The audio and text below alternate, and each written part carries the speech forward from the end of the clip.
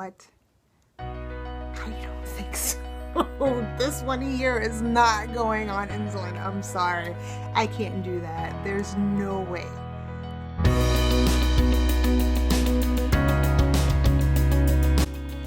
Hi guys, welcome back to my channel.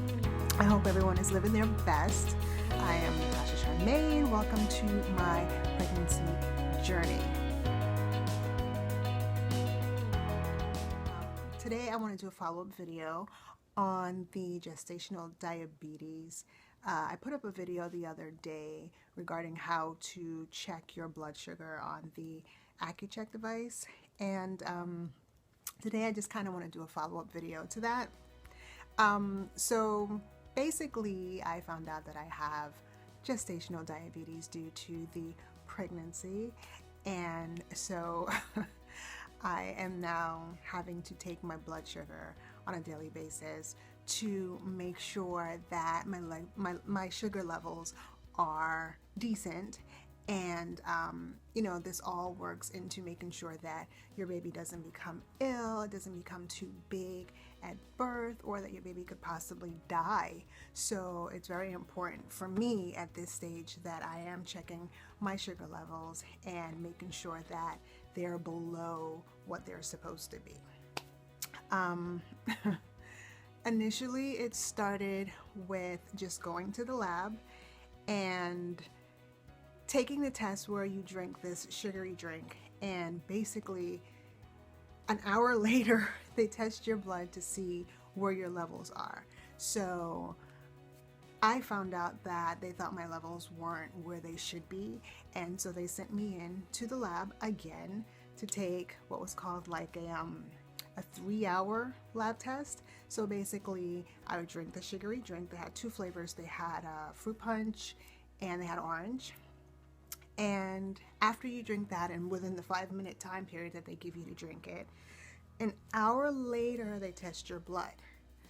After that 1 hour and they test your blood, you sit and you wait for another hour and they test your blood again. So it's the second hour.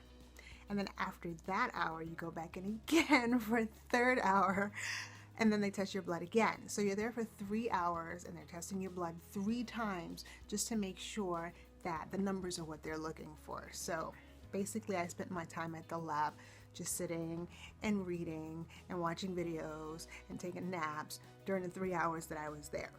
Unfortunately, I wasn't able to leave the office. Basically what they say is that if you do too much walking around and things of that nature, like if I went to the mall or just went for a stroll for the hour and came back, all of that activity could actually raise your blood sugar, so that wouldn't help and your counts probably wouldn't be accurate. So it was best that I just sat and waited.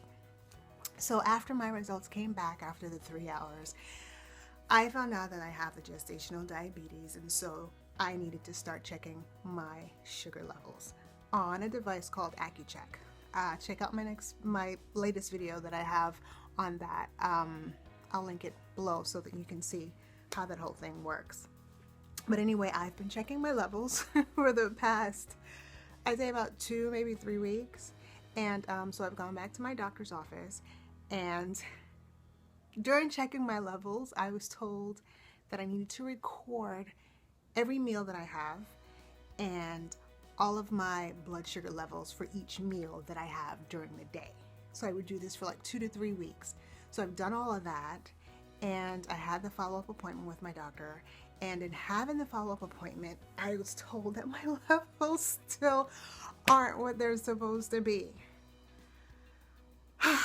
So at the end of the day now, what happens is if your levels aren't what they're supposed to be, even with, you know, a proper diet, you know, there's a certain way that you need to eat, mostly vegetables. If you do eat some carbs, make sure that you have protein along with that to try to keep your sugar levels stable. Of course, stay away from sugar, as much sugar as possible, and then, you know, very, very, very little carbs in your diet. Fruit drinks and stuff like that you want to stay away from. And of course, all of my favorite stuff like pastries and donuts and cake and all the things that I love to eat, I can't eat them anymore. So if I do, though, I make sure I eat them in very, very, very little moderation.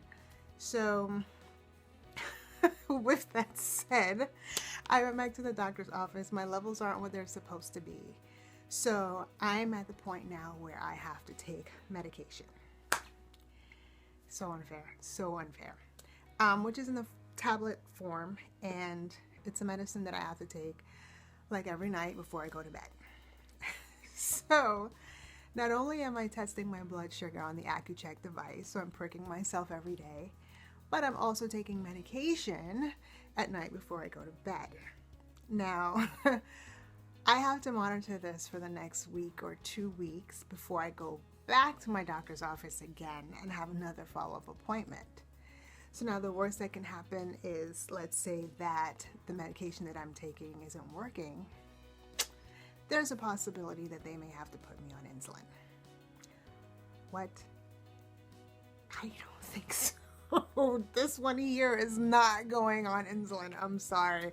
I can't do that. There's no way.